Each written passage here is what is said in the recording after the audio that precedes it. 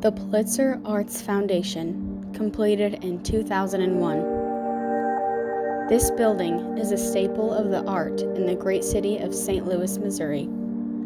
It is the first freestanding public project that international architect Tadao Ando designed in the United States. Through carefully composed windows and a central water court, the building is bathed with natural light, inviting the outside world into the immersion with the art and the architecture. In this space, Japanese architect Ando has created a water feature in the center of the art exhibits.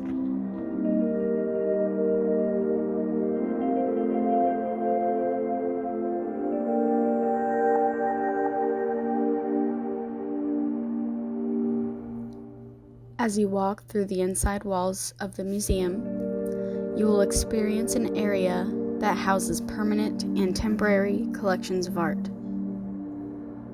The atrium serves as a connecting point for all of the art galleries. The centrality, height, and airy feeling of this atrium has the viewer and occupant to become relaxed and prepared to choose a direction. The simple and neutral tones help clear the mind and allows the viewer to leave the outside world behind to be immersed in the artworks.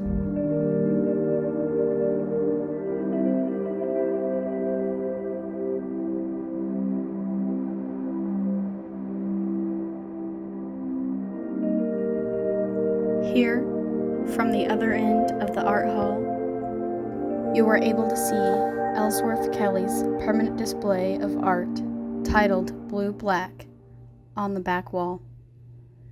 If you look to your right, just behind the atrium space, you can see stairs that lead you to an active art exhibition. Here there are often art installations that you can play with and create. While in the room, you are lifted from the building in a sunlit glass box, able to take in the views of the city.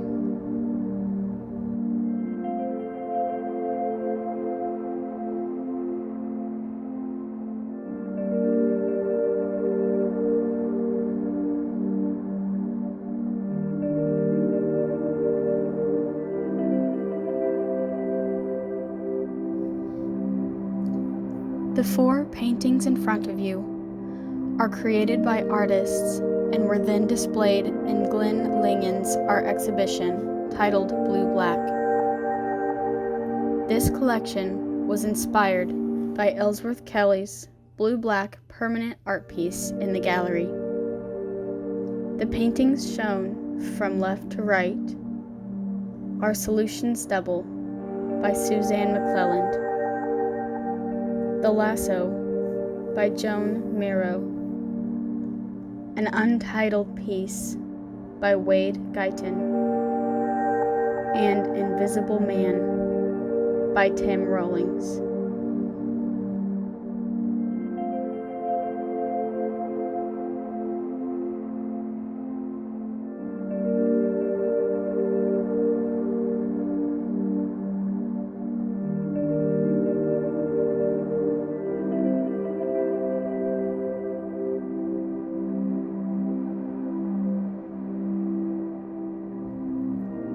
As you stand here, you can see up close the large scale of Kelly's piece, Blue Black. This work of art had an impact on many people with its massive, solid planes of color that leaves the viewer to use their imagination when interpreting the art. This piece also influenced the art display we just visited by Glenn Langen, and was the initial inspiration to create the collection and hold it in the same room as Blue Black and title it just the same. Kelly believed that negative space was just as important as positive space. These ideas align perfectly with the open volume and large solid forms of architecture and walls that the art now fills up.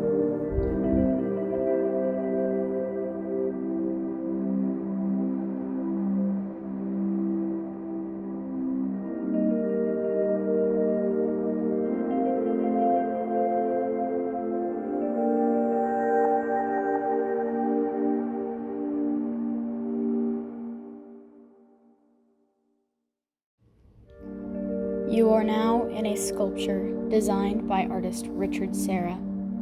This art installation is made of weathered steel. It angles, spirals, and torques around until you are in the center of the spiral. It is a sculpture designed for an interactive and very personal experience. While you walk at your own pace around the curves of the steel, you can imagine running your hand across the material and feeling the metal cool to the touch. You might look up and see the narrow view of the sky and what could be beyond the place that you are viewing from.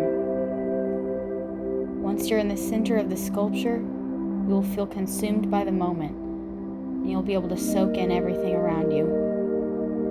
A quote from the artist himself: "It is as if your body becomes its own roller coaster, one tracked not up and down, but round and around."